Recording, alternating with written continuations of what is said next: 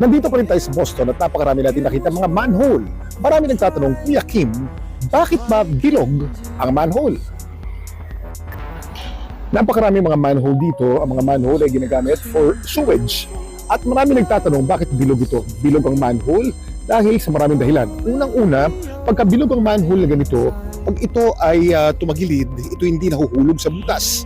At madaling i-align ang bilog na manhole kumpara sa rectangular na manhole. At bakit naman tinawag na manhole? Tinawag na manhole, ito ay short for man-sized hole. Dahil maaaring pumasok ang tao sa loob ng manhole at umikot sa sewage para libutin ang ilalim, para linisin ito. Man-sized hole or man-made hole. Dahil ang mga butas noong unang panahon bago ang manhole ay maliit lamang at hindi kasya ang tao. Maraming mga korte ng impurnal. Merong rectangular, merong kwadrado at merong bilog.